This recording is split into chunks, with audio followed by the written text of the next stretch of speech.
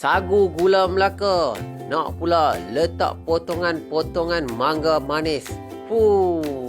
Memang terangkatlah rasa dia. Okey, mula-mula kita nak rendam dulu biji sagu. Satu cawan dah cukup lah. Kemudian kita tuangkan air agak-agak dia tenggelam. Dan kita rendam seketika.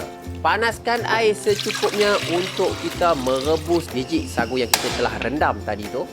Ya, air pun dah panas. Masukkanlah sagu yang telah kita rendam tadi. Dan kemudian kita sediakan kuali lepeh ke, periuk kecil ke, kita nak buat gula Melaka dia tu. Masukkan sedikit air ataupun air secukupnya ke dalam kuali lepeh kita ni. Air pun dah panas menggelegak dah macam tu, kita masukkan seketul gula Melaka. Dan kemudian masukkan sehelai daun pandan yang telah disimpul baik punya. Kacau-kacau lah gula Melaka tu sampai dia betul-betul cair ataupun kata terbati dengan air tu lah. Kalau pekat lagi warna dia tu pun lagi cantik juga tu. Air gula Melaka pun dah siap. Dan kemudian kita sediakan satu kuali lagi. Kita nak buat kuah santan dia pula. Tuangkan satu kotak kecil krim kelapa rasaku. Dan kemudian kalau agak dia pekat sangat, boleh tambahkan air secukupnya.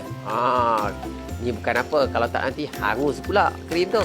Kita masak krim kelapa rasaku ni, jangan api besar sangat. Agak-agak je api dia. Sedang-sedang elok je. Dan kemudian kita masukkan sedikit garam. Satu sudu dah cukup lah. Lepas tu kenalah kacau. Dah kacau-kacau tu, kalau agak pekat boleh tambahkan sedikit air lagi. Maklumlah nak buat kuah santan ni, kena jaga-jaga. Kalau pekat sangat tak sedap pula. Dan kemudian kupas 2 ke 3 biji mangga. Mangga ni kita nak potong-potong dia. Sebab apa? Kita nak buat dia punya rasa mangga. Lain sikit kita punya sagu gula Melaka ni. Sebab apa? Dia rasa mangga. Baik, kita potongkan dia panjang-panjang macam itu. Tajam pisau berada ni. Lepas tu kita boleh dadu-dadukan dia supaya mudah untuk kita kisar nanti. Ya, dah siap dadu-dadukan dah buah mangga itulah kita kupas tadi tu. Dah cantik dah. Letak dalam mangkuk ataupun pinggan. Kita tepikan dan kemudian kita nak potong sebiji lagi. Kita nak potong dia dadu-dadu juga. Tapi yang ni lain sikit teknik dia. Kita belah dua macam gitu. Dan kemudian kita kelar-kelarkan dia. Dan kita terbalikkan dia saja tu. Nampaklah dia punya kesan dadu-dadu tu. Ini macam ni agak mudah lah. Sebab apa? Tak payah susah-susah nak kupas kulit. Mangga yang telah kita potong yang kita letak dalam mangkuk tadi tu, kita nak kisar. Masukkan 2 biji mangga yang telah kita potong-potong tadi ke dalam pengisar. Nak tambah air sikit boleh, tak nak tambah air pun boleh. Kita kisar sampai dia betul-betul halus. Kita nak buat macam jus-jus dia ataupun dia punya liquid perasa dia tu. Dah kisar halus dah macam tu. Cantik dia punya tekstur halus dia. Cukuplah. Blender tu takkan nak biar macam itu. Meletup nanti blender tu. Lupa pula biji sagu yang telah kita rebus tadi tu pun dah masak. Kacau-kacaukan dia, kita angkat dan toastkan dia. Kita tak nak ambil air dia, kita nak toastkan, nak ambil biji sagu yang telah direbus tu saja. Dan kemudian kita bilas dengan air sejuk. Bukan apa, kita bilas ni supaya dia tak lekat. Kalau melekat nanti tak sedap pula. Kita nak dia sebiji-sebiji. Dan kemudian kita masukkan pewarna merah. Nak tak sirap ros pun boleh. Agak-agak lah 1 ke 2 sudu. Tengoklah kita punya sukatan ataupun kita punya bahan tu banyak mana. Macam sagu macam ni dia banyak, 2 sudu dah cukup lah. Tak cukup 1 sudu, letak 2 sudu. Tak cukup 2 sudu, letak 3 sudu. Dan kita kacau bagi dia sebati.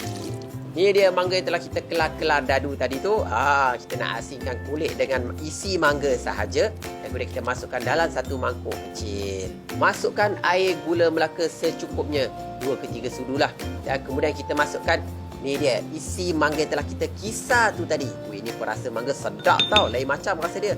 Lepas tu masukkan biji sagu yang berwarna merah cantik macam gitu. Nampak menarik. Lepas tu kita tuangkanlah kuah santan tu. Nampak sedap kan? Layer demi layer, lapisan demi lapisan. Dah siap dah satu mangkuk.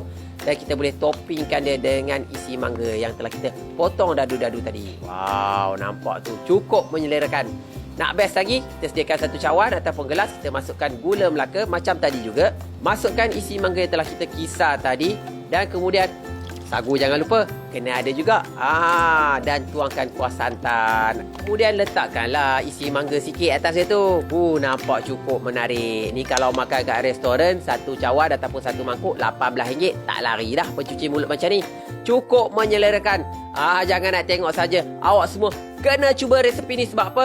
Sangat mudah dan senang. Berita baik untuk anda semua. Sekarang ni Rasaku ada 2 pack bundle yang cukup menarik untuk anda semua miliki.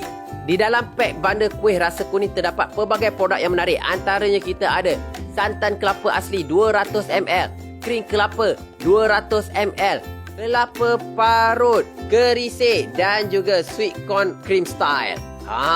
Cukup menarik produk-produk ni, sesuai digunakan untuk buat kuih muih dan juga pencuci mulut. Boleh dapatkan di Shopee Rasaku sekarang juga.